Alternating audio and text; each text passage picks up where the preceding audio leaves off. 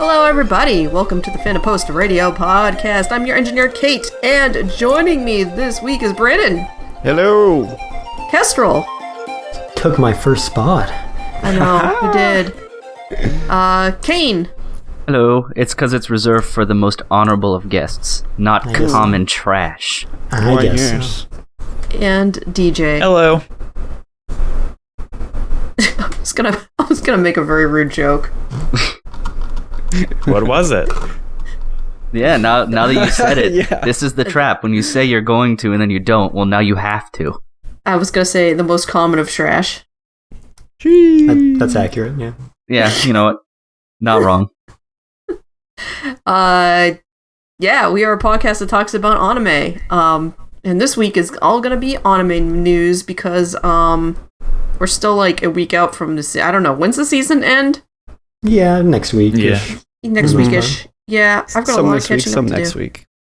Have you ever watched a show where it felt like the season ended like halfway through, but yet episodes keep coming out? Yes. Because I dropped it, but I had one of those shows where it felt like the whole season was done and it completely ran out of steam. Yeah. We only had enough plot for 6 episodes, but It honestly feels that way. But yeah. Yeah. But we're here to talk about anime. Talk about the news. Yeah. So, I did not look at the news doc, so I have absolutely no idea what's going on. I kind of paid attention, maybe to a few announcements that were happening at the conventions and stuff that were occurring. But yeah, I'm way out of the loop, so this will be interesting for me. So Anime Expo didn't happen yet, right? So there's Correct. probably still some announcements to come. Yep. There will be more announcements after our next episode. Hopefully, as long as we record before then. yeah, do industries show up? I guess they show up to that convention. Yeah, I mean, they generally don't announce shit at conventions anymore. It's mostly just 2 hours of them playing trailers from their YouTube channel, which is super awesome. Yeah, that unfortunately is the case for like every industry because people just announce shit on their own time on their own platforms now. Right. Unless you're there's no Discotheque, real- they still do it, and people It's lose true. their Discotheque fucking is minds. only- Discotheque, we've Yep. discussed Discotheque's a little bit throwback and how they Yeah. do things. Yeah, discotheque panels are the best. Discotheque panels are the best because, like, yeah, people get excited over shit nobody's ever heard of, and then Yeah. they'll announce something new, and everyone's like, "Huh." Exactly. Yeah. Like, what's an ACO? What's a Project Right. ACO? No, I feel like everyone they're loses great their shit over experiences Aiko. even if you don't care about the shows. Exactly, Because because just the normally energy. I don't. Exactly, 100%. Yeah, like I come away from those panels being like, man, I didn't give a shit about anything they just announced. It was the best panel I've been to in years. It's the enthusiasm. Yeah, it's great. But there will be some stuff potentially announced at AX that we will get into with the first part of that announcement in one of our news pieces here. So we can get started with some of the news from earlier in the month. So we have Sound Euphonium, the series by Kyoto Animation, got its first 2 seasons in like 2015, 2016. And now we're finally getting the confirmation of the 3rd season, not coming till 2024. Kind of rare to announce an anime series years ahead of time with a date like that. But there will be an OVA in between coming 2023, and that's going to be released in theaters in Japan. Yay! Woo, Yeah. I like that Take show. your time, KyoAni. Take your time. I still have to watch Liz and the Bluebird. I've heard really good stuff about that. I own it, but I haven't watched it yet either. Yeah, welcome to my whole movie collection. I think I've got like 15 coming in the mail, and I don't really know when I'm gonna watch them. I just wanted to own them. Yeah, I mean, that's been my backlog forever. Sound Euphonium is the best type of Yuri Like the kind that's not actually Yuri, but it is Yuri. Yeah, I was gonna say the Yuri kind where undertones. they just tease you, and then they're like, "Oh, but It's actually, they pseudo-Yuri. have crushes like, on dudes." Like it's like Yuru Camp. Like like Faux yeah. Yuri. Yeah, I saw that there was a Eurocamp thing where they was it Eurocamp where they were like, so they're like, oh, it's Eurocamp, but they're all grown up now, but they still all look like children. Is that just the style of that show? That everybody kind of I think there's supposed to be a time skip in the movie that's coming out. Yeah. I didn't realize that. Yeah, I think I saw something about that on Reddit or whatever, where I think there was a piece of art from it of like one of the girls older, and yeah, it's basically like they just stretched the legs out, and that was about it. Yeah, I think it's because Makes there's sense, supposed to be some type of like flash forward or something. Interesting. I hope it's Not actually the only most- 1 year off, and they all had ridiculous growth spurts. I mean, No, that is I mean, it said every they had anime cor- time skip. They said they had careers and stuff, so I'm assuming they're much older. Like, I saw the descriptions of their jobs. I'm like, oh, okay. I mean, they already have part-time jobs in the series because they're like 16 or whatever. There was also a brief Yeah, but this time was, like, skip, one's like a fantasy teacher. in the show for one scene. This was like, one's a teacher, one's like a researcher at something, like career jobs, like, Hey, you know, not... They're very good 16-year-olds. They're very smart 16-year-olds, right? No, I don't know. It'll be. I hope we get Someone's that in denial on, here. on Crunchyroll. Not too long after the Japanese release. One Or of in them is a theaters. defense contractor. Yeah, nothing like defense contractors in my Yashike. All right. Next piece of news, big piece of news. We've been waiting to hear what was going to happen with this since the passing of Kentaro Miura last year. So the question was, does Berserk end here? Will someone else finish it? How are we going to address this? And so it has been officially announced by the publisher Hakusensha that the Berserk manga will continue. It's going to be worked on by, basically the staff of his studio, supervised by his friend and former mangaka Koji Mori. Basically the discussion was that Miura had talked to him over the years about his plans for Berserk, had laid it out more or less in a way that they'll try to execute on, being as faithful to his vision as possible, trying to make it the Berserk that he would have made it. I can't remember what my initial hopes were back last year when we were first speculating about this, but this is probably the best compromise because, it's not going to be his Berserk. He has just this crazy imagination that no one else could come up with the same stuff as he does. But it's probably the best option because if you want an ending, you get an ending. Hopefully it's not garbage. But if it is, then you just get to pretend that the alternate route happened where it just ended when he died. So, yeah, we'll see. Yeah, this is kind of like if anybody was going to continue it, this is the best option. This is like his best friend, who and the only other human being on the planet probably that knows like where the story is going to a fault, because writers don't usually write in a bubble. They usually bounce ideas off of another human being, and this just happened to be the other human being the ideas got bounced off of. Right. So, Yeah, reading Mori's one shot about Miura's death was pretty sad, but enlightening in that he was basically with him the whole journey while they were both growing. So, yeah, it's in about the best hands as it could be. Right. and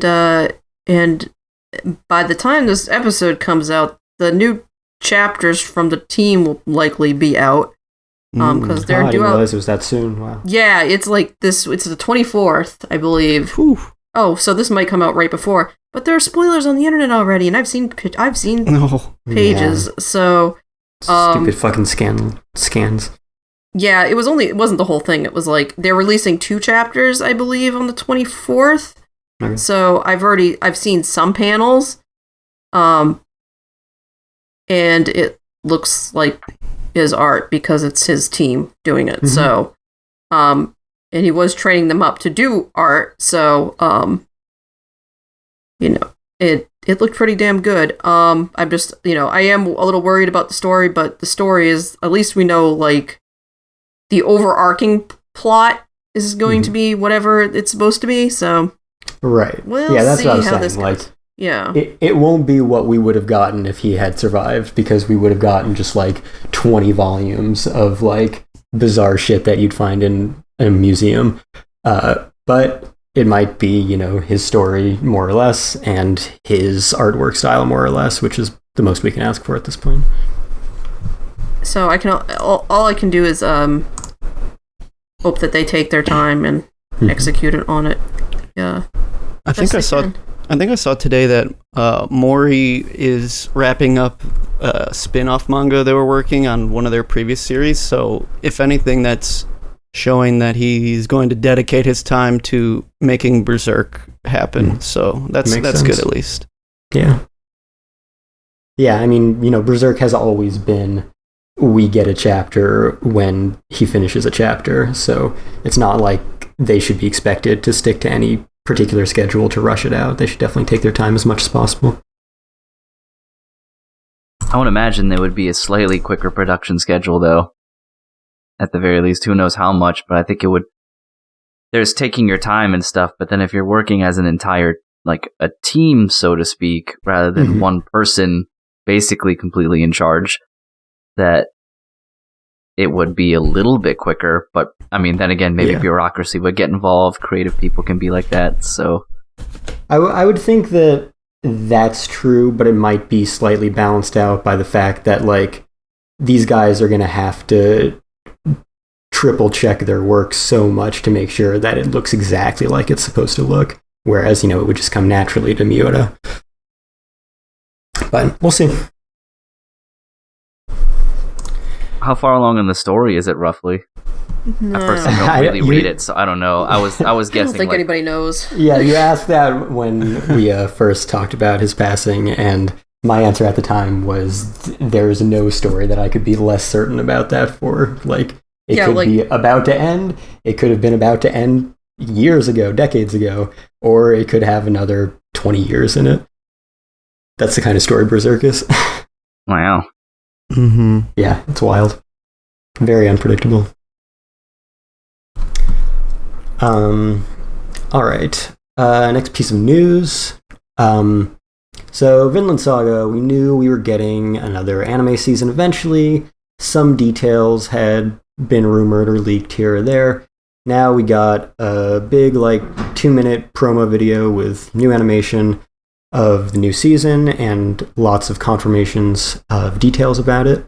So we've got the January 2023 premiere confirmed, production by MAPPA confirmed. So this is another situation where MAPPA is taking over for WIT, just like Attack on Titan. However, unlike that situation, the entire main staff is staying from the WIT seasons. So it would appear that, WIT just doesn't like to be tied down to repeat projects and just wants to grab new things as much as possible and not spread themselves too thin. So yeah, MAPPA is taking over. We're getting it first season, winter 2023. And it looks, generally like the first season looked, a little different, but that's all confirmed now. Farmland Saga, let's go! Yeah. So this is supposed to be kind of radically different, isn't it? Mm-hmm. Which is also kind of appropriate, because the same thing kind of happened with Attack on Titan, where the time that they took over happened to be a huge departure in the story anyway, so kind of fit. But yeah, this is definitely going to be a major shift. I was watching The Northman 2 weeks ago, and even when the trailer came out, I was like, oh man, it's like Vinland Saga. That's what I thought when I saw the trailer. And then I ended up watching it, and it literally is very much Vinland Saga, even down to going to a farm and being a slave thing. And I was like, this is wild how similar they are. But wow. Yeah, I saw the trailer and I'm like, is Vinland Saga just the only Viking media that I've engaged with this deeply that I feel like this is exactly the same thing? And I never watched the movie, but apparently not. Mm-hmm.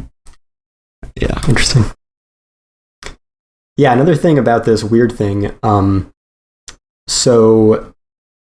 are some weird rights things going on with the American side of this franchise when the first season was coming out, a little bit after, and getting dubbed. So, like, we've got a dub and a Blu-ray from Sentai, who licensed it along with, basically everything else that Twin Engine had simulcast on Amazon Prime.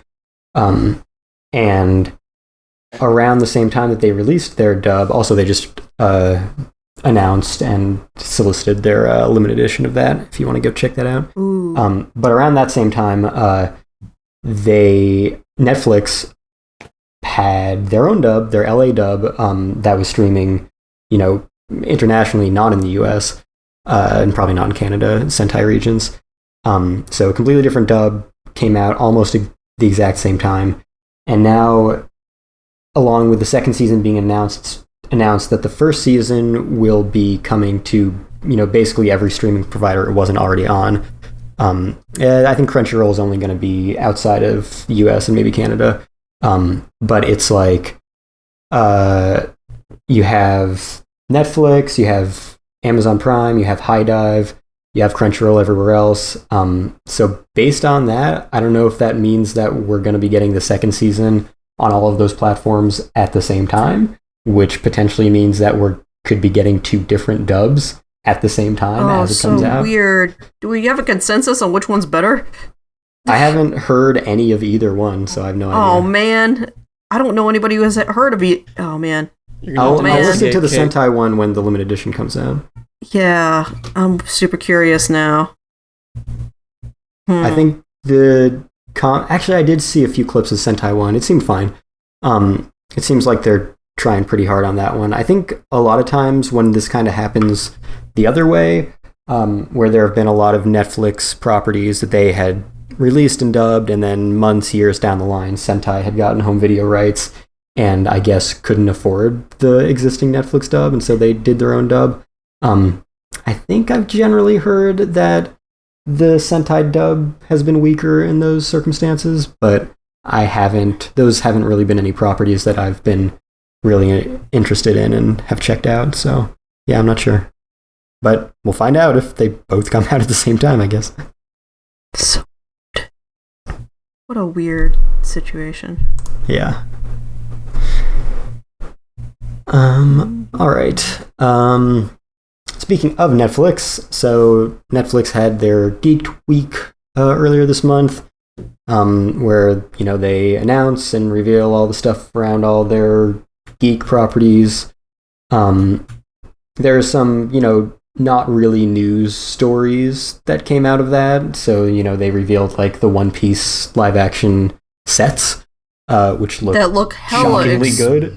They look extremely. I'm like, well, there's the budget. The budget went there. Like, I cannot believe they poured that much money into this project. I don't know why they went that hard on the sets that are only going to be seen like once. I know, like on some of those boats. Ship. Like, yeah, it shows up that's like in for the series for like one chapter. I know. I'm like, what are you doing? Yeah, this is like go hard or go home, I guess. I think they know they're only. So. They know they're like, Netflix is never going to pay for another season of this. Let's just go full ball. Especially like even they canceled Cowboy Bebop like after however many days, weeks, whatever, and that was even way before they all this recent stuff has been happening where their subscriber numbers have been going way down, their stock price has been going way down. They've been canceling so much shit. So yeah, the fact that this still exists, is still getting made, and is putting so much money into these practical sets is astonishing. So crazy. It's so weird. Yeah. But anyway, so that was, a bit of just like behind the scenes material. We still don't have any actual footage or, what year that might be coming out in yet. We don't even have like cast and costume, which is kind of annoying. Yeah, no, images, key art, anything like that. This thing was announced 5 years ago already. And it's been, unlike most of these live action projects, we've been getting updates regularly for that entire time, but still not any closer in terms of a release date or, actual footage or promotional material. Yeah, at least COVID had a little bit to do with that. But Yeah. man, the rest is just like, where's your in costume shots? Why are you holding back on that?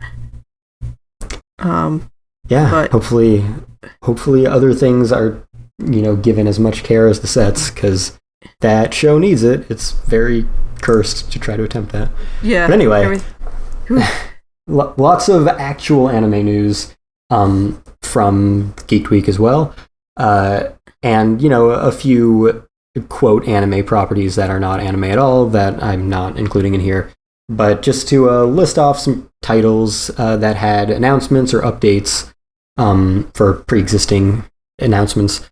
We've got Exception, Moonrise, which I think is the new Wit Studio thing directed by Masashi Koizuka, who was the director for Attack on Titan seasons 2 and 3 under Araki's supervision. Got Seven Deadly Sins, The Grudge of Edinburgh Part 1, Uncle from Another World. Got a new Junji Ito anime compilation anthology thingy called Junji Ito Maniac Japanese Tales of the Macabre. Hopefully it's not as hideous as the last one, or as just terrible. Yeah, that is for how good his manga is. The anime stuff, for the most part, is just, man, I don't know how it's so bad. I mean, hopefully, Yeah, like this. I'm looking forward to I think Uzumaki Spiral one. Yeah, That shit looks looked dope great. as hell. But yeah, not a great batting average for all the others, which is weird. Yeah, I mean, have there been like other full adaptations? I'm only aware of Junji Ito Collection, which was, obviously the previous anthology in the same format. There have been some like live action. Yeah, there I have been know some the live live action action, ones that yeah. have been bad. Yeah, there was a Also Gyo bad live ones. action, and I think there was an Uzumaki. Oh, live there's action. a Gyo anime, isn't there? Oh, I think you're right. Like maybe like a short Like, film or something. I think it's like a shockingly poorly received UFO table anime film. Oh, yes. Yeah, I remember that. Yeah, I know. I was aware of the Gyo movie. I think there was a movie. I can't remember the title of the manga. I'm trying to look it up right now. But oh yeah, Tomi, or however you Tomi, pronounce yeah. that, about the the girl that keeps dying and coming back to life or whatever. But that's had a couple and sequels. As I'm looking Yeah. at it, there's even one called Tomi versus Tomi, and I think the highest any of the Tomis have gotten have been a 5.1 out of 10 on IMDb. Oh, Yeah, I'm not nice. surprised. The rest drop like rocks from there into the 4s. Yeah, high mid 4s. So yeah, there've been a lot of live action adaptation attempts, and pretty much it seems all of them are just complete shit. Yeah, I'm holding out hope for that Uzumaki adaptation, but they really haven't shown or said anything since they announced it a few years ago. But Yeah, I honestly does that have a date at this point? Because that's been years. I don't think so. I don't know. After don't I think feel like so. COVID threw the whole thing through a loop. Yeah. I know there was that brief 10-second teaser where they showed a little bit of the art and animation, and it looked just like a moving manga, and that was cool as hell. Yeah, and we've seen But, nothing since. Yeah, after that, nothing. Crickets. Well, Okay, that is coming in October as of right now. I think it's had Somehow? a few dates that it has not met, but yeah, apparently coming in October and was announced 3 years ago. It's only 4 episodes. That's an Adult Swim thing, isn't it? Yeah. Yeah. Yeah. Which is interesting. So, I mean, if it comes out in October, great. I'll watch it. Yeah. But mhm. I don't have a whole lot of faith considering the complete lack of news. But yeah, anyway, so that is one of the Netflix things. And then we've got Cyberpunk Edgerunners, which was the previously announced Trigger adaptation of, or spin-off of the Cyberpunk 2077 game, directed by Hiroyuki Imaishi. We've got Skull Island, which I think is an anime spin-off of the Monsterverse. We've got Tekken Bloodline. We've got Gude Tama, An Excellent Adventure. And, That's my speed right there, baby. Yeah. Totally. Depressed egg. Yes. And yeah, some new stuff about Spriggan, which just came out, I believe, like yesterday or the day before. Yeah. in the past week or something.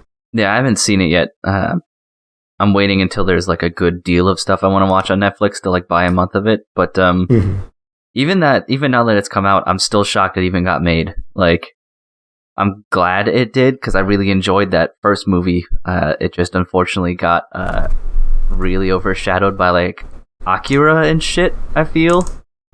Especially because their tones are very similar. Like I can't remember if the themes are that similar, but a lot of the stuff is like very similar in terms of the action and the general sort of dystopia theme and all of that.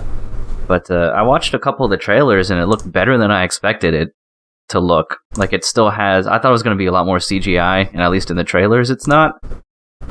So that's pretty good. And plus I think it has that styling in the creative process that I'm highly appreciative of, which is everybody looks like they would if this came out in 1998 or whatever. That whole, it's old style but modern technology to make it. So I'm definitely interested to watch it. I think it's 6 episodes? Yeah, I'm not sure. Something like that, which equals out to like a 2-hour movie, essentially. Roughly, if that's all they're supposed to be. I think so. I think that's... Yes, I'm assuming if you're releasing only 6 episodes, that's as long as it's supposed to be. Yeah. Yeah, I'm definitely excited for that. I would watch Gudetama because, well, hell yeah, I would. It's weird and probably interesting enough. Who knows? I would be interested to Google if Tekken Bloodline is the first like Tekken property to come out since 7 did like a zillion years ago. Oh yeah, I don't think they've even announced Tekken 8 or anything yet. I think there have been other, like, there's a CG movie or something, I want to say. Well, they added Kazuya to Smash. That's something. That's something, yeah. That's Tekken related. Let's see, we got, so yeah, Netflix thing coming out, OVA from 98, Blood Vengeance, that's what I was thinking of. Well, that's already 11 years old. All right. I don't think they showed it during Geeked Week, but I just finished the 3rd season of Scissor 7 on Netflix, which is like a Chinese animated show. And it's cute and it's got some good action and I really like the art style, but at the end of the season they announced I think there's going to be a final movie, so that'll be coming to Netflix sometime probably next year. But yeah, check Scissor 7 out if you want like a fun action adventure type story.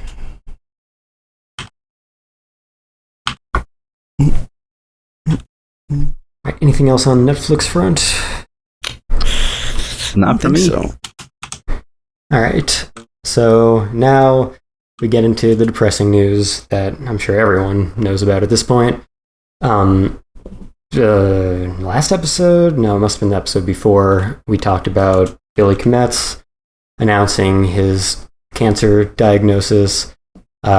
He's only 35, got diagnosed with stage 4 colon cancer, which is a worrisome announcement because if you haven't caught it at that point, then your chances are not great. And yeah, that was April, I think he was diagnosed, and within like a month and a half, he had passed away. So super depressing, super terrifying. Just, God, thinking about being in your mid-30s and like suddenly that just happening to you and everything going downhill in a month and a half, and you know, his parents had to take care of him and watch him, and he was dating Erica Lindbeck, who's another prominent voice actress, and she's like younger than me, and God, it's just all so awful.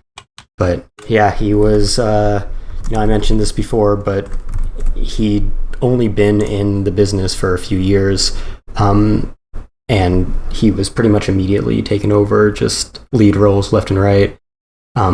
He was really highly regarded. He had won some like anime awards, I'd only met him at one convention, but he was super friendly, super nice, seemed really sincere and enthusiastic about his work.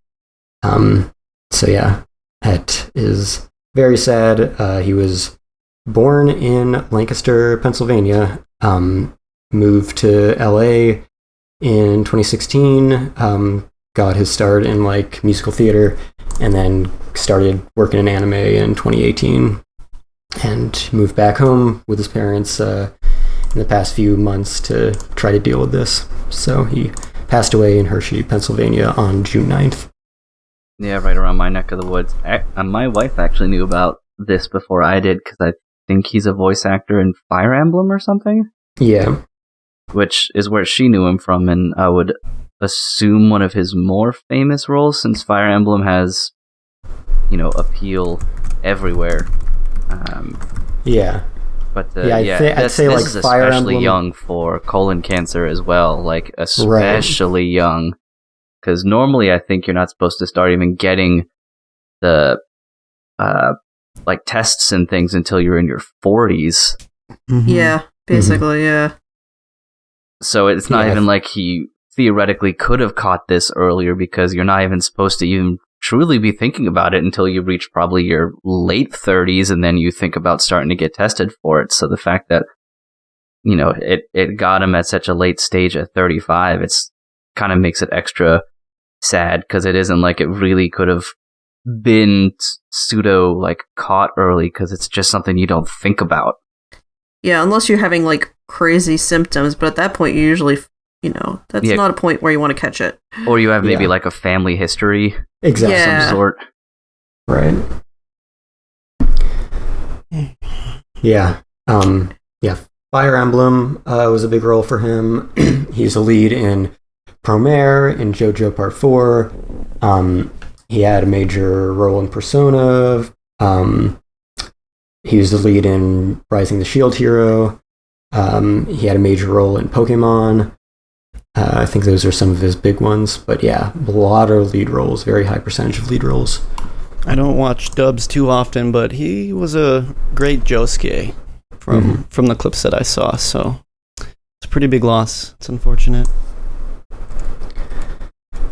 Yeah, sympathies to his family and his loved ones. And all his fans out there, because fuck cancer. Fuck it. Indeed. But if you thought that was our only news story about an English anime dub voice actor getting cancer in April and passing away in early June, and it being reported on the night of June 11th, you are wrong. Because we have another one, Jim White. He was a Funimation, I guess now Crunchyroll, but he was a Dallas voice actor. He was, not as well known, and certainly older. He was over twice Billy's age. But he was in Fairy Tail. He was the announcer in that, as well as Igneal. He was Zeke's grandfather, I guess, Krish's father in Attack on Titan. He was Laoji in One Piece, which I've been hearing him as a lot lately, watching those dubbed episodes come out on Blu-ray. And he had a bunch of other, smaller roles throughout Funimation dubs over the years. So yeah, he was diagnosed with lung cancer right around the same time, late April, hospitalized just like Billy was, and passed away early June. So yeah. I was reading that article. He also has a lot of pretty impressive accomplishments in the world of food. Like a James Beard Award is quite impressive, especially for someone who isn't actively involved in the cooking process, which is where you hear most of them, like James Beard's for chefs and stuff like that. Mm-hmm. So that's also equally impressive on the resume. I mean, having hosted a radio show about that and being responsible for the creation of several food festivals and things like that is also really cool. Yeah. I think also the fact that he was like actively a radio host as he did this, because I know a lot of people used to do like radio before they get into voice acting, or they do them both or whatever. Used to hear about it more often, but now that radio isn't quite radio anymore, I wonder how often that still occurs. So yeah, the last example I can think of it is unfortunately another Funimation voice actor who passed away, which is Ed Blaylock, who was Bradley in Full Metal Alchemist. I know he was an active radio DJ in Dallas up until his death as well, all through his voice acting career. But yeah, I agree that it's more often you hear that they used to do that and then they moved on to just acting full time or working in that industry full time.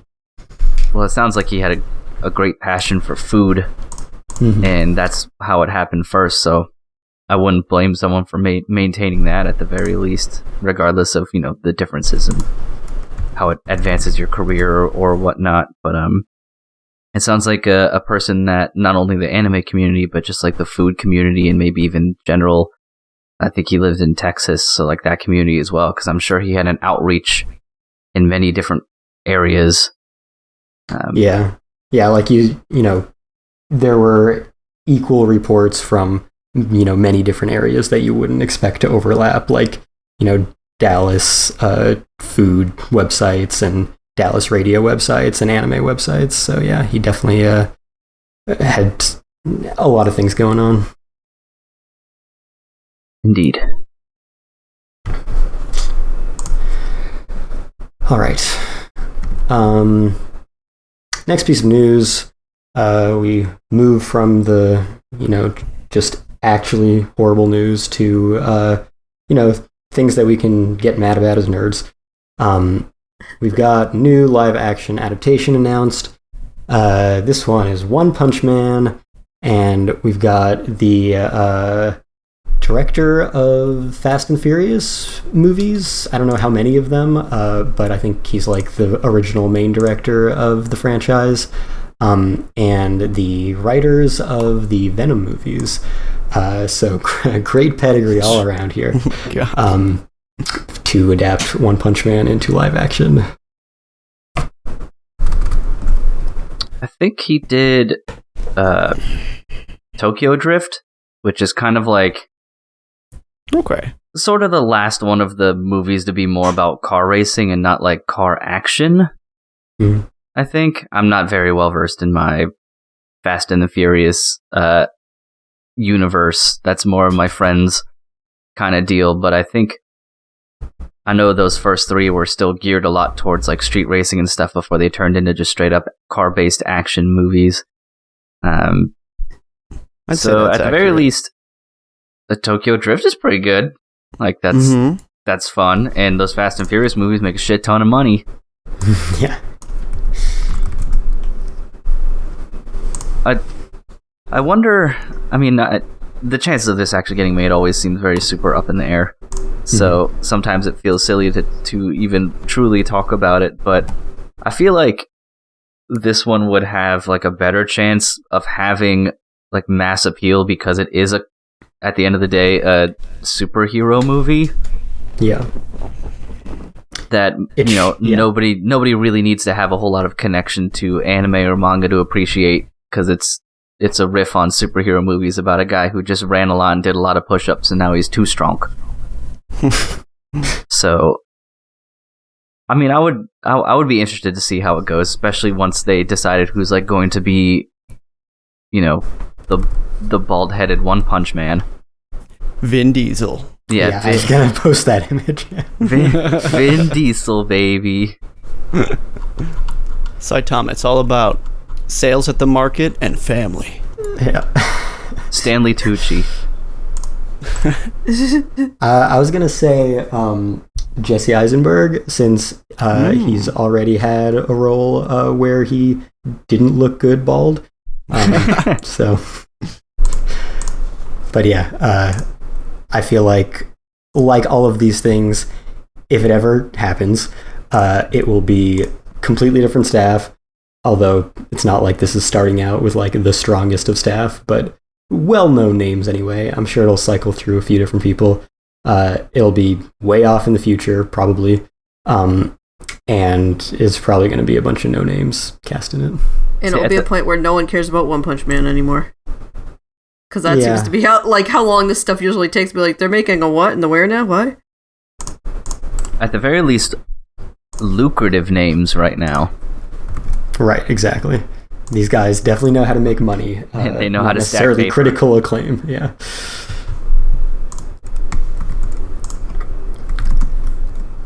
Yeah, that's a thing. All right, big piece of news that was, rumored and leaked a little bit the week or so leading up to it, and we'll be getting more information at AX.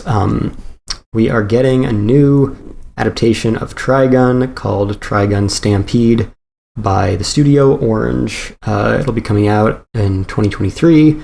It will be simulcast by Crunchyroll. I'm guessing they were like a major part of the production committee because like they were in the announcement from Japan. But yeah, that's technically all we know. I mean, they announced that it's an all new staff and all new cast. The English side, I could imagine that they're at least gonna bring back Johnny Young Bosch, if not anyone else. Man, you would hope so. Yeah. But yeah, it's we all assume it is going to be a full reboot TV series in all CG. None of those things are 100% confirmed yet. But, it's been 25 years. It will have been 25 years by the time it comes out since the last adaptation of Trigun, which obviously did not adapt all of the material. It was still running, I believe, and I think made up its own ending to some degree to have an ending. So lots of Trigun Maximum to be adapted from scratch here. We assume it'll be a full TV series as well. And Orange is a studio that works in CG. They are known as the good CG studio. Land of the Lustrous looks great. Beastars looks great. I'm more comfortable with a full CG series about rock people or animal people. I'm not sold on the idea of Trigun being in full CG at this point, but hopefully I'll be proven wrong and it'll be amazing. I would have rather just had another Madhouse adaptation with modern animation or like Bones, like the crazy adaptation that Blood Blockade Battlefront got. So I'll probably lament that fact a little bit, but hopefully they just blow away my expectations. The way you said "good CG studio" made me think like the way you would say "the good diarrhea." They look great for what they do. I'm just not convinced that Trigun is an appropriate thing to do that with.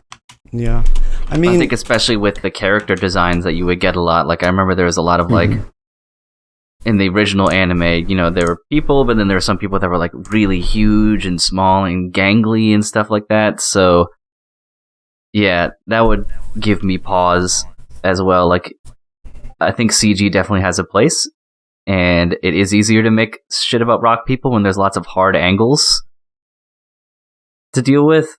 But I don't know about the character types that something like Trigun has. I can't remember. Did the movie that came out also a long time ago, was that an adaptation of any sort? No, I think that was original material. Yeah. But that was, by Madhouse. I can't remember if it was the entire original staff, but certainly still Madhouse, still the original Japanese cast. It was mostly Funimation recasts of the English dub other than Johnny Young Bosch, but it was, definitely a continuation spin-off of the original series, whereas this is a complete fresh start. Do you know what the general reception has been? Because to be honest, I don't really know if anyone was really asking for this. I've seen nothing but enthusiasm. Oh, that's really good. Hardcore enthusiasm, yeah. Mm-hmm. People That's like Trigun a lot. Yeah, I like it too. A lot of And people people like Orange a lot. Yeah, and people are generally excited about getting the full Trigun story, based on the manga. So Yeah, like the it'll be Brotherhood interesting. treatment. I caught wind of that several days. Like, somebody leaked it online accurately, what it was going to be. Yeah, this shit all gets leaked ahead of time. I know. It was so funny, though, jumping into our Discord and yelling that and having a bunch of people be like, shut the fuck up. And they're like, that doesn't even make sense. I'm like, yo, a little birdie said this is what it is. And then it turned out to be right. And then I was just like, yay. Yeah, I hope it'll be good too, because I really like Trigun as well. It's been many years since I've watched it, but I own the discs of the two movies. I don't know if it ever got anything above DVD. I want to say no, but No, it may have gotten one of those. Oh, it's a Blu-ray that had 100 copies released in Japan at one point, and you can get it for $1,000. Yeah, it might have gotten a Japanese Blu-ray, but definitely no American one. No, I think it got 2 DVD releases here. It had like the individual like thin packs or whatever those were called, right? Slims. Yeah, I mean back in the day, and then I way have back in the had day. singles. Yeah, yeah, and then I have like the collection from like Funimation or whatever, where yeah. they tried to make the spines look like books and shit. Like very, I think it was like a sub Oh, series. the classics line. Yeah, Yeah, that. Or anime classics. Yeah, and it's still great to watch. So yeah, I would also like this to be good. It's always fun seeing old things revisited. Granted, there's a little bit of that Las Vegas gambling feel to it. Was like, is this gonna be shit? And if it's shit, is it gonna make me not like the old one as much because this new one's so bad? But Does that ever happen with a reboot? I think sometimes. I mean, sometimes it can make you like the old one more, but I guess Salmon it depends. Crystal. Salmon Crystal was so bad. The first couple of seasons. By the third season, they had their shit together. I like but Crystal. By that point, it was like, ugh. Becca loves Crystal. Everyone had jump ship. Oh, hey, DJ's here. Yeah. And there hasn't been much that I can really chime in on. I hope they bring the music composer back, because I feel like that was a pretty big element for Yeah, I agree. Trigun. You know, that I like bluesy jazz guitar work and stuff, so fingers crossed on that aspect of it. Except the Yeah. interlude music, which had crazy riffs. This crazy Yeah, I mean- electric guitar riffs, baby. Yeah. The composer for Trigun was like the guitarist of the Seatbelt, so he just like made all of his scores guitar music. But I'm guessing based on the fact they were specifically like all new staff, all new cast, it's just going to be absolutely no one who worked on the original. Yeah. Oh, that opening theme song rips so hard, though. Mm-hmm. It did. It was good. Yeah, I think it's going to have a very different feel from the Trigun we know in just about everywhere. Because, like, the original is so 90s, and there's nothing, further from that very, hand-drawn, very, grainy 90s aesthetic than full 2020 CG. It will certainly look a lot cleaner.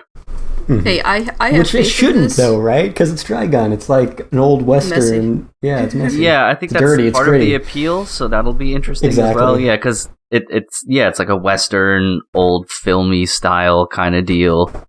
So for it to look very digital and clean will certainly be a new aesthetic. Yeah, like the movie was kind of your halfway point in that a little bit, because you had the very modern, very digital, very clean aesthetic. It was all still 2D, but I like it more in a lot of ways, but it also didn't quite feel right for Trigun. But obviously, they're not going to, go back to cells in 2023. They should, and then sell them to all the hipsters as collectibles. They'll find a way of making it look cool. I mean, I guess the way that they do that is what Megalobox did. I take that back. Megalobox did that. No. I agree. I don't like that Megalobox just took HD content and downscaled it. I'm not a fan of that. But you could do that same kind of concept. But yeah, CG for Trigun, wild idea. They downscale it and then put it on VHSs. Yeah. It's one way of dealing with it, I guess. It's just like, it's so bizarre to me that like this would be the third solo Orange production after a show about rock people and a show about animal people. Like, how did Trigun end up here? So strange. And now we get vaguely people. Yeah, I Vaguely. mean, they are people. They look like people, generally. Most of them. Most of them generally look like It comes people. from that 90s school of anime where it's all like, your heroes look like people. Your enemies look like, oh god, what the fuck is that? That's true. Yeah. The bad guys are abominations. Yeah. So you said it was going to be wholly different. Is that because like the manga was, say, like not as comedic as the anime, or vice versa? Because I've never read the manga, and I remember Trigun, being a fairly like lighthearted and comedic, and then of course it had its deeper moments. But like Vash in general was a big silly pants. I don't. Night House stuff is kind of incomprehensible in the way, because his art's kind of incomprehensible. But there was, I guess, a lot more philosophy going on in the. But it was, I mean, the tone was basically generally the same. It wasn't that out of control different. Now, I don't really know what the delineation is with Maximum. Is there, like, anything substantial between the two of them? I think it's more of a, like, Blood Blockade, Battlefront Beyond, like... The second Beyond part was just has the second season. Yeah, but the manga, I think, has a different title, too. Oh, really? Oh. Yeah, and, like, the same thing happened with Trigun. It was like, here's Trigun, and here's Trigun Maximum. Just a thing he does, I guess. That not many yeah, so, it's just a matter of, like, oh, yeah, the show followed the manga up to a certain point and then went off in its own direction because there was nothing else left to adapt. Yeah. Just one of those. Nothing too out of the ordinary from what I recall. The wiki is saying the title change is basically just because they changed publishing houses. So there was really no difference. It was just that it didn't have an ending, and they're like, well, we want to give it one. So that makes sense. So yeah, the usual reasons why that shit happens. Yep. All right, anything else on Trigun? No, love and and peace. Love and peace. I hope it turns out good. I like Trigun a lot, so. He better say that. He better. A lot. And there better be donut eating. Of course, yeah. Essential. Alright, Kane, I think up next is a story you just added on here.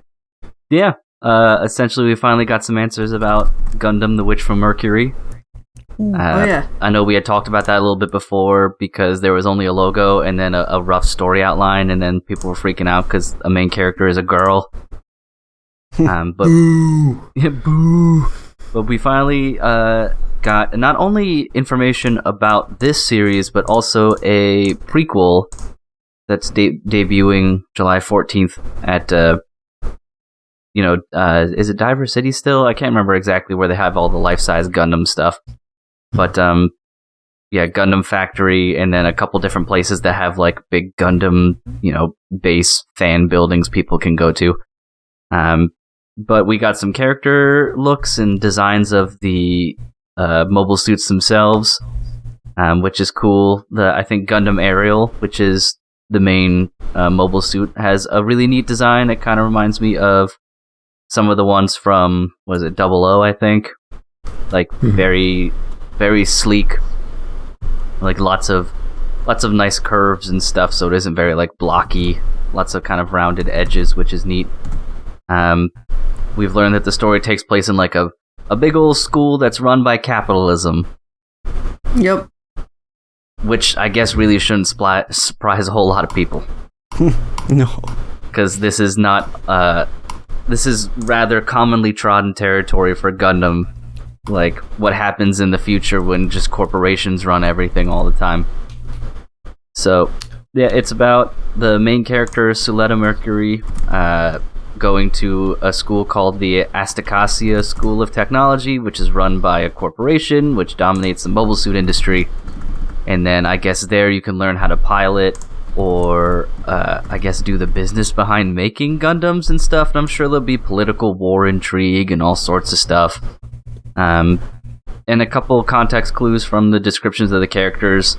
The school is split into like years, of course, but then there's also houses and departments, it seems. A piloting department, a management strategy department, whatever the fuck that's supposed to mean. Bureaucracy. Yeah, the bureaucracy department, I guess. And then there's like a house, like Jeturk house, and all sorts of other stuff.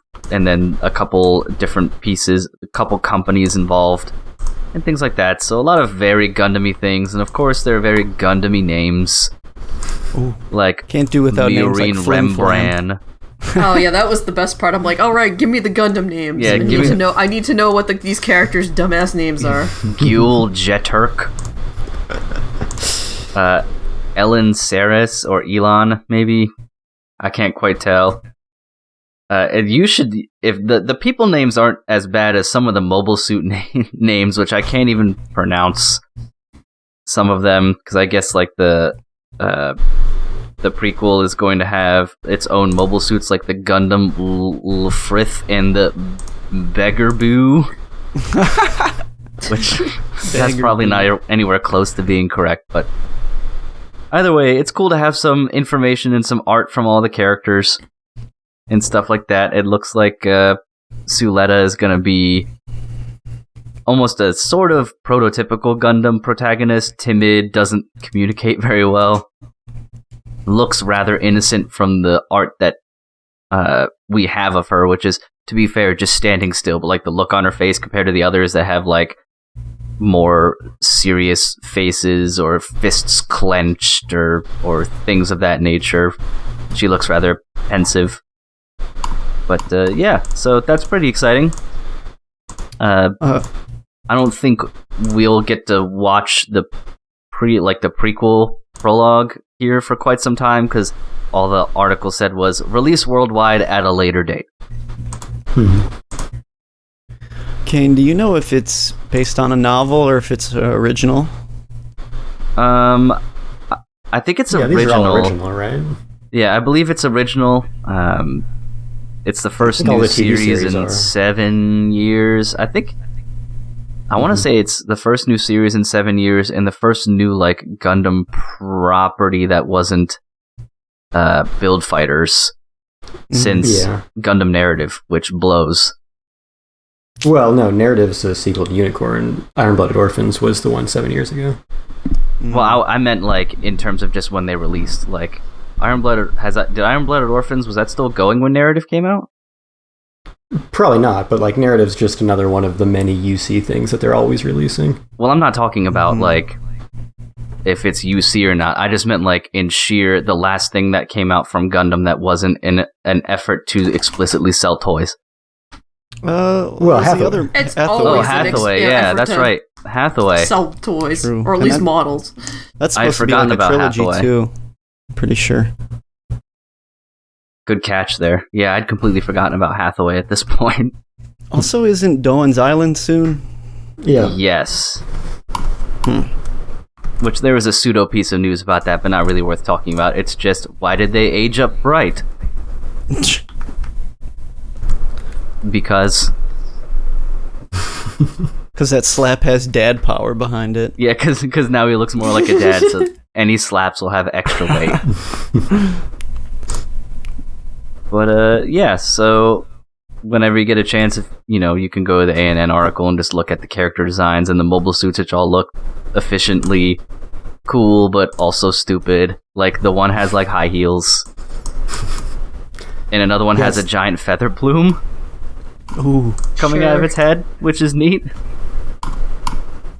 Seems like there's a lot of different mech designers for this series, which is probably a good idea. Yeah, they have quite the roster of mechanical designers and mechanical animators and mechanical coordinator.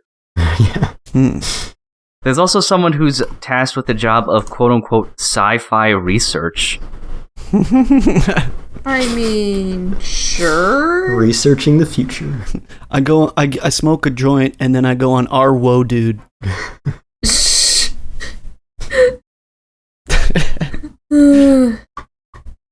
Oh, Kukuru's Doan's Island came out a few weeks ago, actually, in Japan. Huh. What about Hopefully for us, we get though? it over here at some point. Have we even gotten any announcements about anyone licensing that? I don't think so. I don't think so either. I guess Right Stuff will probably put out like an import at some point and then a domestic release a little later. Oh, I forgot about that. In a minute. Yeah, so that's about all I have for that. It was just cool to finally see some stuff. So This is for all 5 Gundam fans listening out there. Oh, there's more than I mean.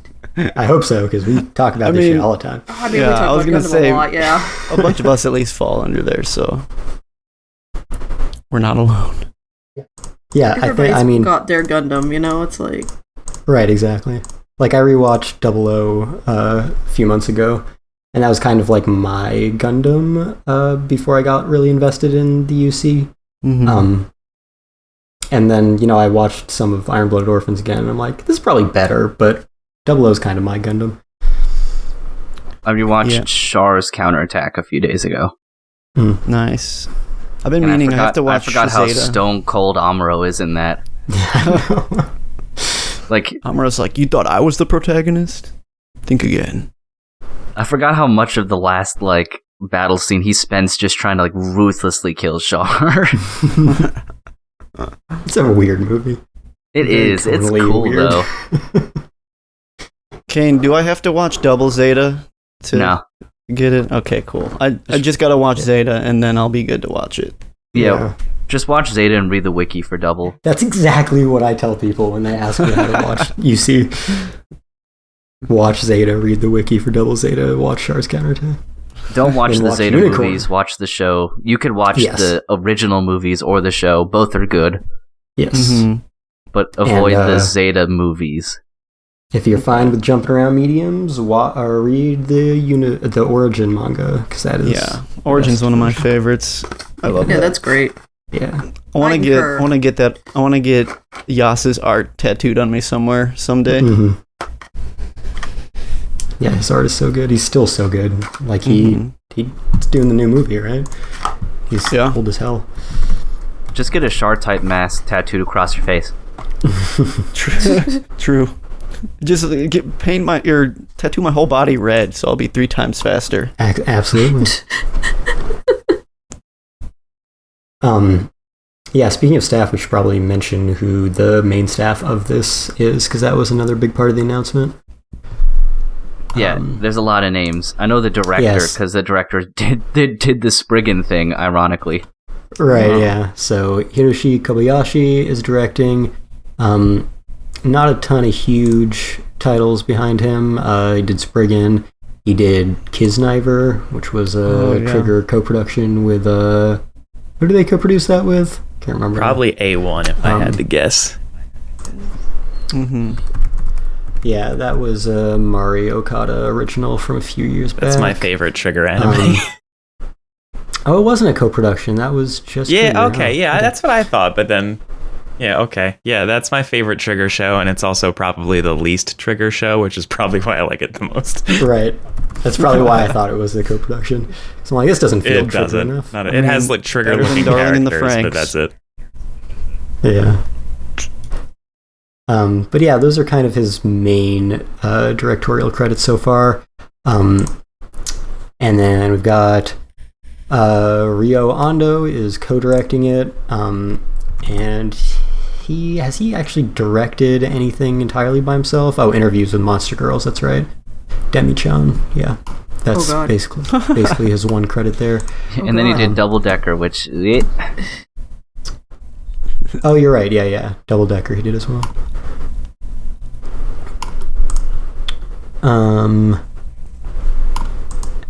And then Ichiro Okochi is a very prolific writer who's writing this. He's a writer of Code Geass and a lot of other shit of very varying quality. He does a lot of original stories, and he does a lot of weird throw everything at the wall and see what sticks. Copy a bunch of tropes from a bunch of other stuff projects, and sometimes it works out, like Code Geass. Sometimes he does completely like original stuff that it doesn't seem like it's him at all. But yeah, he's a very experienced writer on this. Definitely he wrote nothing. Skate the Infinity. He did. That's true. Ooh. Yeah. Yeah, he does almost all originals, which is cool. Definitely not any staff that gets me like as intrigued as like Iron-Blooded Orphans being directed by Tatsuyuki Nagai and written by Mario Okada, or Double O being directed by Seiji Mizushima. This one, it's just like, okay, these are some guys who have done some things that I don't care that much about. Whatever. I mean, I care about Code Geass, but Okochi has done so much, and a lot of it sucks. So Were we'll see. Were any of the mechanical design people of note? Anyone tagged on there? Definitely some experienced ones in there. Let's see, this guy hasn't done much. This guy, a lot of people that have been working on the Build series. So get used to drawing Gundams, animating Gundams, designing Gundams. This guy did some work on Eureka 7. I think you can kind of see that in one of those Gundams. Yeah. Full Metal Panic. Yeah, this guy's pretty prolific. He did a lot of Double O as well. He might have been the main character designer for Double O. Yeah, so definitely at least some good hands involved. I don't know, how they're splitting it up entirely, but we got mechanical designer from Code Geass here. Yeah, big names for sure. Nice. I think the one guy did, Build Fighters, and he also was the mechanical design for Iron-Blooded Orphans. Yeah, I guess I haven't looked that much at mechanical designers for Gundam series. I guess maybe a lot of them do have 5 to 10 different designers on board, because I'm going through each of these guys and like a bunch of them have worked on the same Gundam series as mechanical designers, so I guess it's just how they do it, which makes sense. I guess one of the positives of that is there has been like that divide between full 3D mech design and sticking to 2D, like and at least Build Fighters and IBO and of course Double O have the 2D behind it, so I think that's a good sign that there will be some cool hand-drawn designs in there. But I don't know, the promotional images also just like kind of scream 3D, so I'm interested to see how they look in motion. Yeah. Have they done like much CG for Gundam in TV series? Because I know like the UC movies have been doing them a lot, which is kind of a bummer. But I can't really think of a Gundam TV series yet that's been CG heavy. That's true. Yeah, I don't think so either, because the first thing I thought of was, the movies, but yeah. Yeah. And OVAs, I guess, because Origin. Yeah.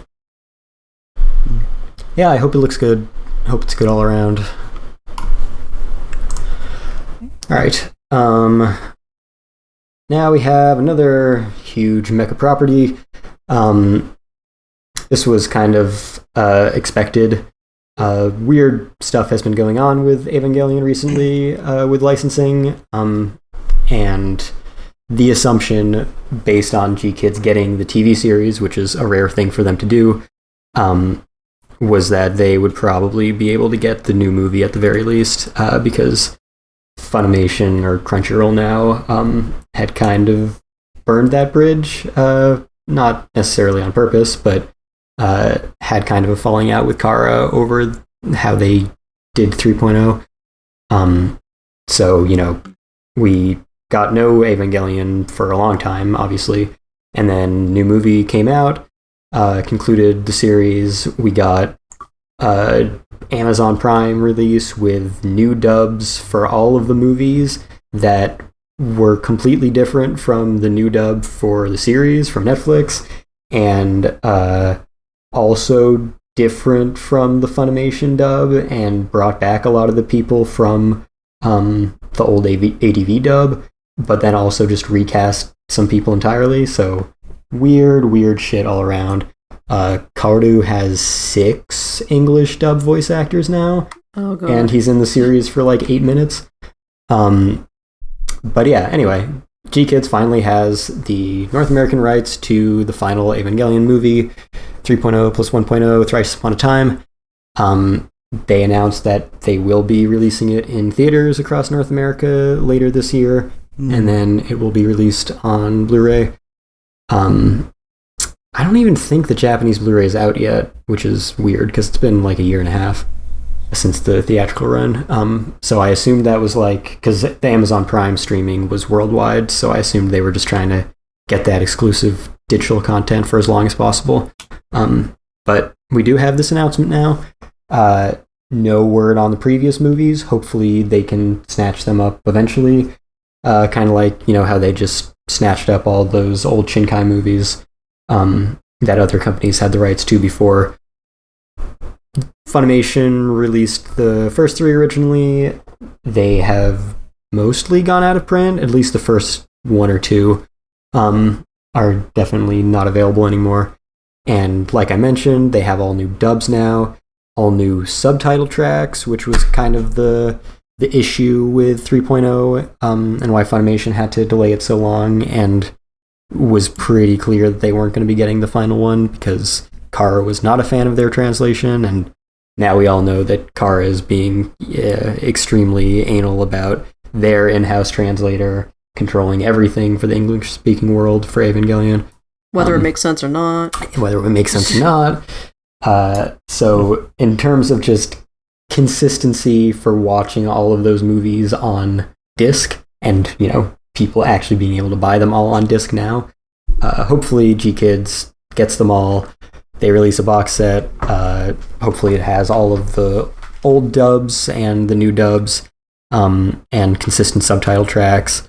I'm not betting on them getting Funimation's old subtitle tracks, but as long as they're consistent and you can watch them all on Blu-ray and buy them for reasonable prices and hopefully get a nice box set of all 4, that will be good. But no word on that yet. Just the final movie, at least, is getting home video release.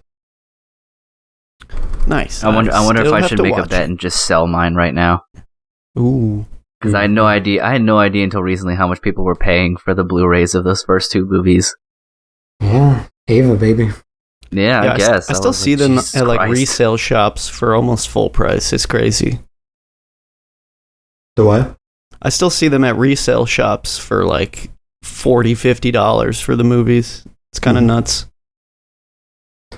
Yeah, I mean, the series, like that decade plus that it was completely out of print, those platinum releases were selling for absurd amounts of money. Mm-hmm. Which makes sense. Like, a property this iconic should not be out of print for this long, but, when the Japanese rights holder knows how iconic it is and is extremely protective about it and has ridiculous demands, then these things happen. I still only own that on a bootleg DVD. I haven't gotten around to like replacing that yet, just because I haven't really thought about or watched the show in a long time. And the bootleg that I have holds like some emotional value in a way, because I think it was like the very first anime thing I ever bought.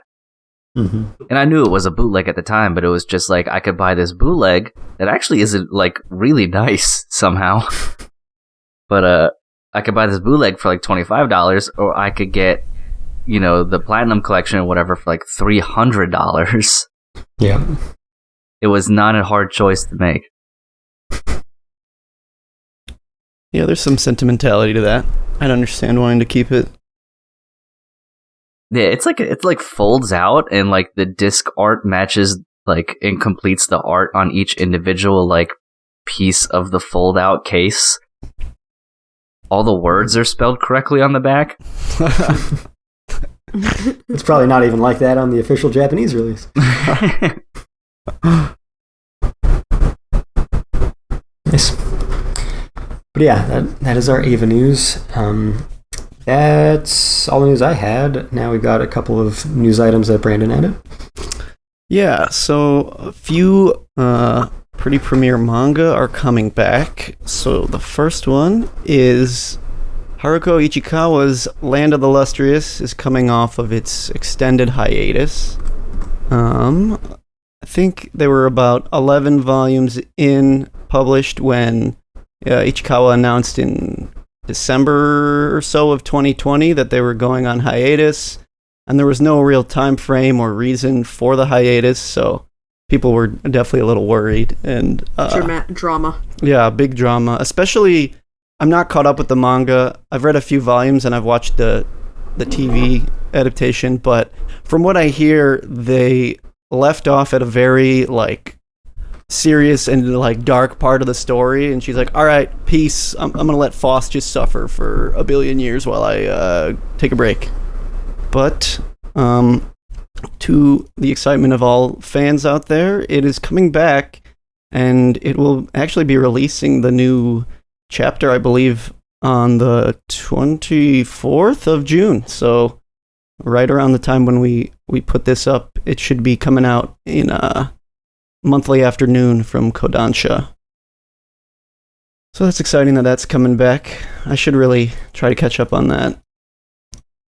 I'm curious as to how you can even catch up with that in English to where the Japanese release will be, because the books are still we're still a volume behind of where the hiatus occurred. Interesting. Yeah, that manga I've gotten into a lot more than I was ever able to get into the anime. So I'm glad that I won't have to wait through any hiatus other than, the normal wait between volumes. Yeah, I assume the announcement means it's coming back to its normal monthly release, which will be cool. But I don't know, I was pretty particular to the anime. I thought it was pretty stylish. I know someone in the Discord mentioned that they didn't like the adaptation, but since I'm not caught up on reading, I don't really know what might have been left out or altered at all.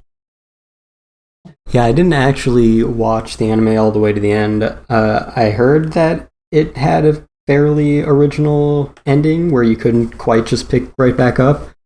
But yeah, for whatever reason, I acknowledge that it's one of the better looking CG anime series, but I just wasn't really getting into it, and then I picked up the manga and got way into it. But I know people love the anime. Yeah, I think it's my favorite of what Orange has put out. I mean, Beastars is a really good story, but I feel like I almost prefer the more swirly look of the art style in the manga comparatively. But yeah, I thought the CG complemented the rocks really well. Yeah, the shininess is key. Yeah, exactly. Okay, and the other manga that's coming back that I'm sure many are excited for, with the anime adaptation just a few months away, but Chainsaw Man Part 2 will be releasing in less than a month from now on July 13th. The original manga by Tatsuki Fujimoto was actually released on the normal Shonen Jump line, but the sequel is going to run on Manga Plus, which is kind of just like their all-online platform. Stuff like Dan Da Dan and Kaiju number 8 are currently running on some of the bigger titles, but yeah, I'm super excited for that to come back because I have no idea where they're going to go with it, and it was definitely one of my favorite reads of the last few years. You think we're actually getting the anime this year? Because they always said 2022, but they've never given it a date, and obviously it's not premiering in a week, so that only leaves fall, and I would have thought they'd confirm that by now, but maybe they will soon. I'm assuming fall. It makes the most sense to me, but at the same time, I don't know what Mappa's production schedule looks like. I'm sure it's horrendous, but Of course. I don't know when JJK is supposed to come back and all the other numerous things they're working on. So yeah, I guess I'm not gonna hold out hope that it will be as soon as I want it to be, but I think either way it's going to blow up in a big way. They did say 2022, which only leaves fall, so it should be coming out then. But yeah, the fact that it doesn't have a date yet is weird to me. We'll see. I mean, if it doesn't, I think that's okay because Fujimoto's been on a roll with his one-shot output. He put Look Back out, I think, last year, and then this year he had Goodbye Eri, which is a very good read. I think Viz just announced the physical version of both Goodbye Eri as well as some of Fujimoto's other one-shot works that he did when he was first starting manga at like 17. So I'm definitely gonna pick those up and give a look at those while I satiate my thirst for Chainsaw Man to come back. Was Goodbye Eri that one that was like 127 pages or something? It was 200, right? It was 200 a full volume. Like, yeah. Like a big old book. Yeah, it was a good read. I feel like I got through it in one sitting, but that's one where I hope down the line Fujimoto gets like film adaptions for, because I feel like that something like that is like perfect for just like a 90-minute runtime. I feel like would be well suited for it. But yeah, check those out if you haven't. Goodbye Eri is very good. Look Back is very good. But yeah. Also read Chainsaw Man. I should really get into that because I don't know anything about it at all, but I remember people being so hype about the anime. Yeah, it's one of those things that while it was running in Shonen Jump, you're like, "Damn, Shonen Jump, you're letting this stuff fly in the manga now." So I guess that's probably another reason it's going to Manga Plus, because that's a little older skewed. Yeah, they're like, okay, you can come back, Fujimoto, but we're gonna put you on the online platform, bro. Yeah. But yeah, that's exciting news. They also announced a new one-shot from him in collaboration with someone else, which is unusual. Oh yeah, you're right. I did see that. Yeah. I don't remember what it was called at the moment. But Futsu ni kite kure. Yeah. Man's putting out work. I mean, he's what, like 27, 28 maybe? Yeah. He's already fulfilling a manga career that many never see, even by the time they're old. So yeah, good on him. I hope he keeps the output going at his current rate. He's killing it. But yeah, that's all the manga news I've got. All right, then that is all the news we have so far, unless anyone has anything to add. No, not really. There was one funny pseudo Gundam piece of news, which is they released a rubber band gun that looks like the rifle from the first series, and you can buy it for like $5, which means if you want it over here, you're gonna pay $100. But I thought that was kind of fun. It's just like, it looks like the beam rifle, and I was like, I could easily see myself buying that at a convention for like $30 from someone, knowing I'm getting ripped off. Just running around making the beam rifle sound as you annoy people. Oh hell yeah! And you gotta hold it by both handles. Like you can't point it like a pistol. You gotta act like, even though this thing is probably only like a foot long or whatever, you've got to make it look like you're holding a bazooka. Running around just screaming, "Shah! Shah!" I guess speaking of rubber bands, apparently One Piece is entering its final arc or something. Before that, I have a way better segue. McDonald's in Japan has a special Char Aznavour collaboration. Oh hell yeah, God. It does. Yeah. So we've got the let's see.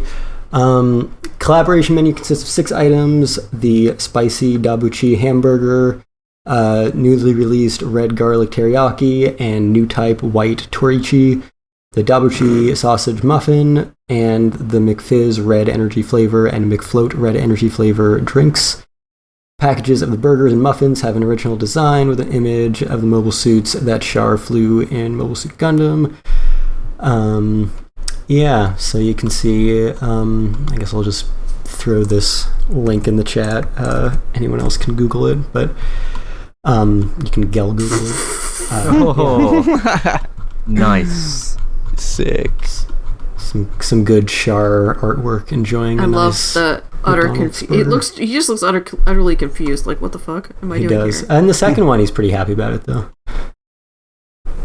I like the red energy flavor. Like, I wonder what that is. I would be tempted to try that. Tastes Like red. some Mountain Dew Code Red type beat. Oh Nice. god, that'd be my jam. Yeah. Go 3 times faster. Get diabetes 3 times faster. Yeah, absolutely. Oh, it might actually have descriptions here of the the red energy flavors. Contains honey and guarana and is a refreshing carbonated drink with a bright red color. It is suitable for when you want to refresh your mind, and a cup features a picture of Zaku, or how do you pronounce that? Zagok? Yeah. For Char on the front. I mean, it sounds pretty good.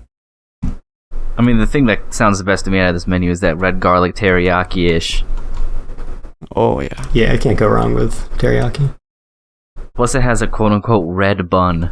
Yeah, I got a picture there. I mean, it'll do better than the black bun did, I'm sure. I think the funnest part about these, actually, I like the wrapper designs a lot. Yeah. Yeah, of course. It's going to be the most collectible part. Just greasy wrappers imported from Japan. Oh, no. That's awful. My friend Mike, who DJ knows, I don't know if Kane ever met him, he bought like hundreds of kids' meals at McDonald's for all the Pokemon cards. Oh. Yeah, it sounds like a thing he would do. Yeah. Man, there's a missed opportunity here not making a La La Lemonade or something of that effect. Aw. Too soon? No. I don't know. I think it's been long enough. It was 1979. Or I guess UC 79 is in the future, so I don't know. Not soon enough. But yeah, you wanted to talk about One Piece? Oh yeah, just real quick, because all this news was coming out around the same time with like Berserk coming back, and Land of the Luster's coming back, and all this stuff. But apparently, I think Wano is kind of wrapping up, and they're going to be supposedly Oda's entering the final. I don't know what word they use specifically, if it was saga or arc or whatever. Probably saga, because I think it'll be probably a pretty long chunk, but supposedly coming to its end, which probably won't happen for another year or two at least. But No. You don't understand One Piece arcs. Wano has been running for over 4 years at this point. that's true. It is the longest arc, but yeah, I guess I wouldn't expect the finale to be any shorter. No chance. Now, See this, you again in 7 years. yeah, if that. This is the latest in a long line of Oda claiming that One Piece is almost over. One Piece is ending soon. One Piece is approaching its final chapter. One Piece is going to end in 5 years. We're halfway through One Piece, guys. There have been, 10 times that he said this, and they've all been proven hilariously wrong. Yeah. So, yeah, Wano is almost over. It is now on break for the next month, so that he can, reorganize upcoming arcs. He was going to supervise the live action, but I guess because of COVID, that didn't happen. He's working on promotion and supervision and work for the new film, Red, the new video game, Odyssey, just doing a bunch of stuff around the franchise house. But yeah, Wano is still kind of going. Like, they didn't, spoiler, I guess, they didn't leave this chapter. So still probably another chapter or two of Wano. And then, yeah, final whatever it is for One Piece. No chance that it's less than 5 years long. Zero chance. The relevancy to me, knowing that like everyone was talking up the big stuff happening with the anime recently and the supposed coming to an end, I took it upon myself this summer to start catching up on One Piece. Ooh. And I stopped reading back in high school at around 200-ish chapters. I was in like Alabasta, I think. And I started like maybe a month or two ago reading from Alabasta and catching up. So I'm making good headway. And I mean, the month off and supposed years that it'll take to get the final arc out, I should have enough time to catch up because I'm already at like Marine Ford right now. Nice. Yeah. Yeah. The length of arcs, the length of time it takes to get anywhere, just keeps going exponentially up and up. Like, yeah, technically, I guess Dressrosa was the longest arc until Wano, which was only a few arcs prior. It also took like several years and over 100 chapters to get through that arc. You felt it a lot more in that one. And then, if you like combine Water 7 and Enies Lobby, that was still longer than Dressrosa. Wano's longer than all of that combined. Yeah, it's not going to be a quick resolution at the point that the story is at. No chance. And Oda doesn't have any idea how long it's going to take him to tell a story. He never has. That's why we've had so many of these announcements of like, oh yeah, the series is probably going to take like, 5 years to get through. He's notoriously bad at this. Yeah, he's really bad at predicting how long he takes to tell a story. Yeah.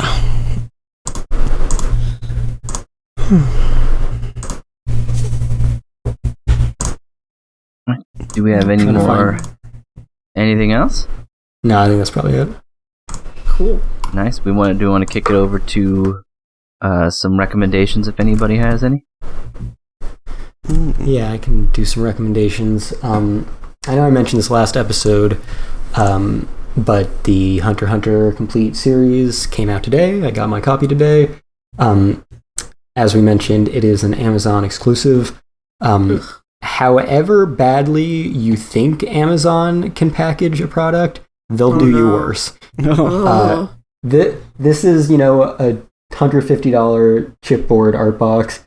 They literally threw it in this actually paper-thin envelope with absolutely zero padding. Wasn't a padded envelope, no bubble wrap liner, no bubble wrap around it, no paper, anything. Absolutely nothing protecting it. It made out shockingly well. Not well enough, so I still told Amazon to get me a new fucking copy. But yeah, if you want it, I would recommend paying $5 extra for a gift bag, which won't do much, but it'll do more than the packaging they put it in normally. But anyway, that's all of Hunter x Hunter in one set. I was going to say, it sounds like you were going towards it was a chipboard box. Yeah, right. Now it's a chipped board box. Wait, we didn't even talk about Hunter x Hunter coming back. We talked about that last episode. Oh, okay. Oh, yeah, we covered that last time, yeah. so. I like that Togashi just, throws up a picture of a number on the corner of the page every few days on Twitter. Yeah. And they all immediately get 500,000 likes. It's insane. Within a week, he was by far the most followed mangaka on Twitter. Yeah, 2 million. Holy. Yeah, he's got 2.7 million followers, and Horikoshi was the number one forever, and he's got 2.2. Jeez. Yeah. Yeah, he'll literally throw up, just a number, and people freak out, and then he'll post 2 or 3 in one image, and they're like, oh god, he's putting in work, please rest. Yes. Your back, think about your back. Which is great. I'm glad the fans are saying that. Yeah. One's like, are you okay? Yeah. Good. That you should be caring about those things. I'm glad. But yeah, that's out today for the anime. And let's see if there's anything else for anime releases. I will mention, I guess we're hopefully recording next week, so I already kind of covered the month of June in my previous month's recommendations. But in terms of anime you can watch in theaters coming up, Fruits Basket Prelude is coming to North American theaters in the next week. I will be seeing it 1 week from today. And That I've heard conflicting things about. Yeah, maybe all kind of negative things, honestly.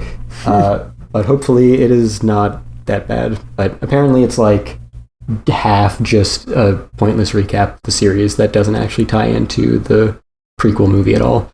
And then the prequel movie is rushed because they spent all their time on a pointless recap. But anyway, I will find out in a week when I watch it, and hopefully it is much better than I've heard. So that is coming to theaters. Dragon Ball Superhero just came out in Japan in the past few days, and that is coming to theaters later this year. I can't remember the date, August something, I think.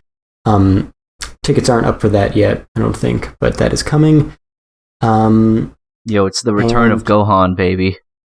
Yeah, apparently he's the Gohan Blanco. I think that's it for like major anime movies and theaters that I wanted to talk about. But just for movies and theaters in general, for roughly zero overlap with anime, Top Gun Maverick is upsettingly good. It's so good. I can't believe it. So watch that. I like That was, Miles Teller a like lot. everybody's reaction to that movie. Yeah, Miles Teller is good. Did you watch The Offer? I didn't know. That just ended. That's the 10-episode dramatization of the making of The Godfather. Oh, starring that's Miles I Teller. didn't even know that existed. That's cool. Yeah, it's on Paramount Plus. It's all right. Nice. I went to the Paramount Studios right after that finished to go check it out. Yeah, It was you're in the land of California now. I am in LA. I'm in La La Land. Yo, I've heard Miles Teller pops that shirt off for the movie. Is this true? Oh yeah. I mean, you can't have Top Gun without some good old greasy homoeroticism. That's Nice. America, baby. But yeah, it's really good. Those are my recommendations. And buy movie tickets on Fandom. You get paid to say that now. I mean, I don't get paid Yeah, to say but that, you but get I will anyway. paid in points. But Fandango someday. points.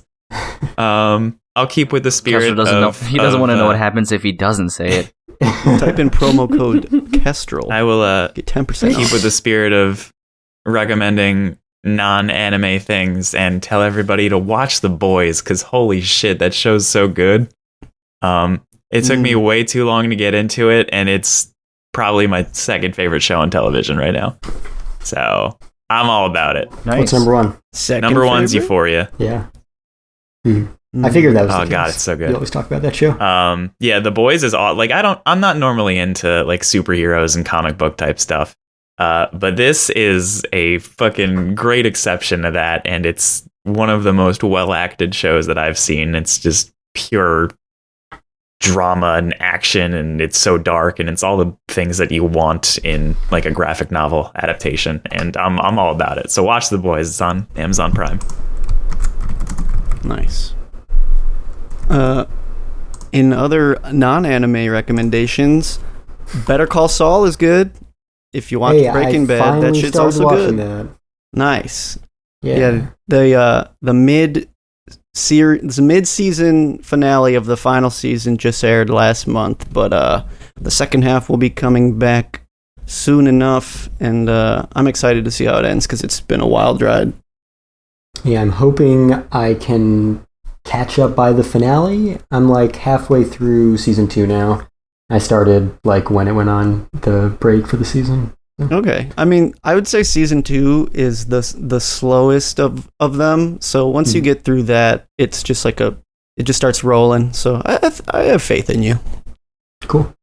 Yeah, now that I'm all settled, I should be able to get through a little faster, but also there's cool shit all around me all the time now, so I don't spend as much time watching TV. So we'll see. I have 2 on-topic recommendations.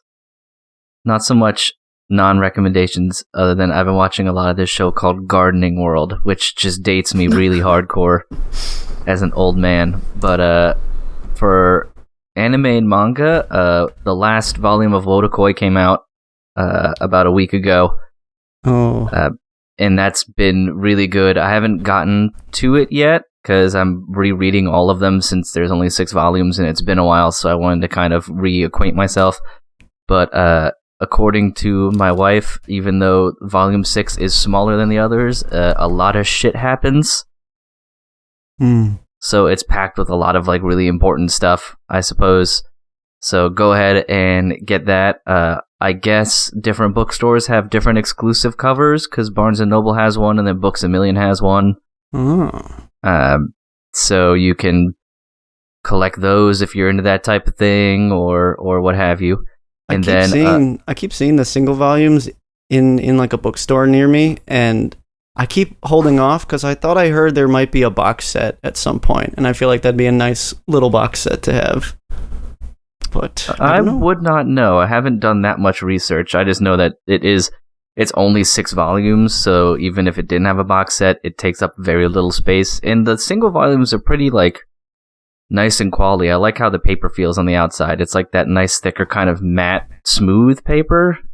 Yeah, it's like the Viz signature line, sort of like a little bigger than standard. And I think they're combined volumes except for the last one, so that makes sense. They're a little nicer. Yep, so go ahead and pick that up, because that has been a very good manga to read. It's refreshing from like a romantic standpoint, since everybody's adults and things like that. And then Urumichi Onisan is also releasing on Blu-ray soon. I think at the end of this month, if not next week, which actually is the end of the month, I think. Yeah, that was your favorite of 2021, right? Like next Monday or Tuesday. That was your favorite anime of last year, right? It's one of my favorite anime ever. Yeah, he put it in his top 10. Oh, damn. But so that releases. It's like your typical $64 or whatever if you get it from Amazon. I don't recommend ever buying anything Blu-ray like related from Amazon unless you're forced to. As you could tell by Kestrel's story as well, they do not pack anything with any care whatsoever. Amazon is swiftly going incredibly, like, worse than they've ever...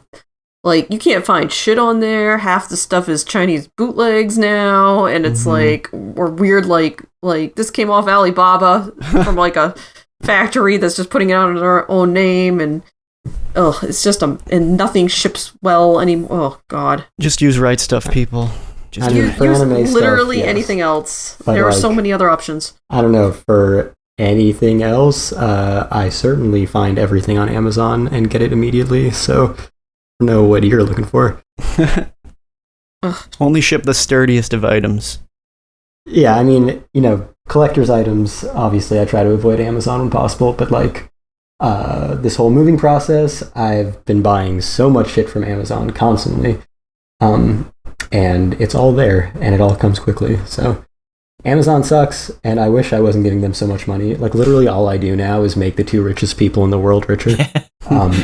But they sure are convenient. Spending them Bezos bucks. Yeah. I have scruples. Yeah, I'm not going to comment on my thoughts on buying things from Amazon in general. That's a whole different conversation. But I do know just buying Blu-rays from them is always just asking for it to come crunched. Yeah. So if you care about the condition of the packaging, like I know there are people who buy Blu-rays and just get rid of the packaging and keep them in their own binders, then you're fine, because the discs have never come damaged for me. It's just the packaging. Right. Is always smashed to fuck. But yeah, go ahead and buy Urumichi Onisan. One of my favorite shows ever. Very funny in that dark sense of humor type fashion. So the two properties, both about adults, but couldn't be any more different if they tried, considering one is a fun romance between otakus and people, and the other is about life-crushing debt and jobs. But that's what I got. Nothing non-anime this week. There you go.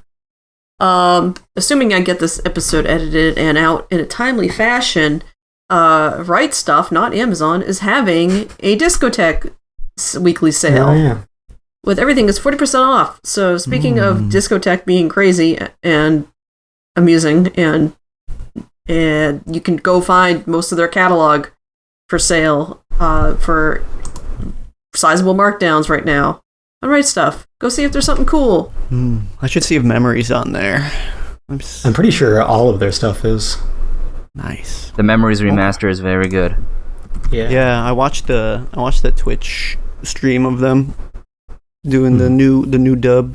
It was cool. Yeah, dub's very good. Looks great on Blu-ray. Incredible restoration. Some good behind the scenes are about that as well. Good extras. Yeah, great release. Yeah, let's see. What did I order from that? I ordered Kakaishi Blu-ray, since I had the old Viz DVDs of that. Lupin the Third Part 1 Blu-ray, and the Konosuba Steelbook. That's what I got. They did Konosuba. Not violence, Jack? I mean, obviously I pre-ordered that as soon as it was listed. There's so much random stuff. Like, stuff that, 20 years ago, you'd be like, this is never going to get an English release. Oh, yeah. And then it's just like, is there some random-ass, TV version of an anime that you have fond memories of from 20 years ago? They probably have it. Yeah, they got the prestige Criterion releases. They got the garbage B-movie type releases. Like And they got Uzumaki. your old nostalgia porn. Yeah, that's right. They did the live-action Uzumaki. Oh man. They have stuff that only you remember. Yeah. Probably because you watched it at 6 o'clock on a Sunday morning somewhere. Double Dragon, the animated series.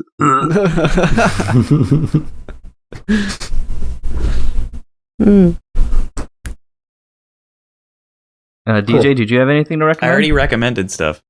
Oh, you did. That's right. Do it again.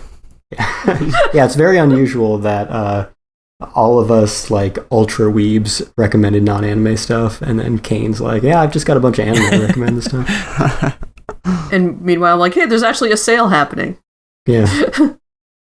Yeah, I'm combing through it right now. I may pick up something, a thing or two, like the Sonic the Hedgehog series. All the packaging for that was so cool. Yeah. That's right. Yeah, that one's not even anime. That's just the Western animation. They got a few of those. They got Street Sharks. Oh, I picked up Street Sharks. That's good. Yeah, those guys, they do a good shitpost as a profession. But they treat it all with the utmost of care, no matter how garbage it is. My cat is telling me to wrap this up. Yeah, I think we're Yeah. about On the other done. side of the door. Yeah, my dude's been pounding on the door. Uh, I don't think I Cool. mentioned it, but I named my cat Boji. I thought that would fly well here. oh, Nice. Very good. That's great. Yeah. Oh, another I love piece it. of news. I don't know. It's nominated for being nominated. Crunchyroll submitted Ranking of Kings for Primetime Emmy nomination Ooh. for your consideration thingy. They got a little campaign for it. It will go nowhere, interesting. but I'm happy for them. Correct. Yeah. The only anime that has ever been nominated for an Emmy was Afro Samurai. Huh. Wow. They're like, Samuel, put that shit on here. Yep, exactly. Anyway, you can find Fandom Post Radio anywhere you find podcasts. Please subscribe, rate, and review. We are on Apple Podcasts, Google Podcasts, Amazon, in multiple forms. Their podcast page, Alexa. We're on Spotify, Stitcher, SoundCloud. I don't know, iHeartRadio. Yeah, that's a place. Fanpost.com. You can find us on social media. Twitter and Facebook at Fandom Post Radio. Follow us, share our stuff, get in contact with us. You can also get in contact with us via email, fandompostradio@gmail.com. And you can find me on Twitter at FullMetalKyoma. You can find me on Twitter at DJ No Style. You can find my video game I have a website now. It's lessonsandlovegame.com. Ooh. So you can find the game there. Nice. Does it have all the good shit on it now? To find the good shit. I saw You know those what I'm talking redone about. scenes. I mean, there's some good shit on there. The only thing that the site doesn't have right now is you can't subscribe to the game directly through the site. So you still have to go to Subscribestar if you want to give me money. But I mean, I just have to find a payment processor, and that has been an annoying process. But it'll happen. Nice. You can find me on Twitter and Instagram at HellshakeBrando. I also just put out an EP that's actually on Spotify, so look up Spirits EP by Brandon Daniel, or I think it might be under Bran right now. But yeah, check that out. Also, I'm covering Spy Family for the Fandom Post, so watch that, read up on that. Season finale is next week, and I'm also writing weekly for Mashal, Magic and Muscles, so please check that out as well. Nice. Awesome. I am on Twitter at SonicBug. Maybe I will finally finish up my reviews of the Candy Shop show that I'm supposed to be reviewing and haven't been reviewing because I'm a bad human being. Other than that, I'm posting just garbage on Twitter every day. So yeah, go see that. I put up a post about this horrible dream I had that was fucked up that I did not wake up from, so... And my cat's screaming at me. So, I think this episode should probably wrap before my cat loses her mind completely at me. I know, honey. God. Very good. Well, thank you everybody for listening. As Kestrel said, we're always open for emails and messages for suggestions or critiques or, hate, whatever. I don't care. Please continue supporting us, and we will talk to you next time. See you soon. Peace out. Ciao.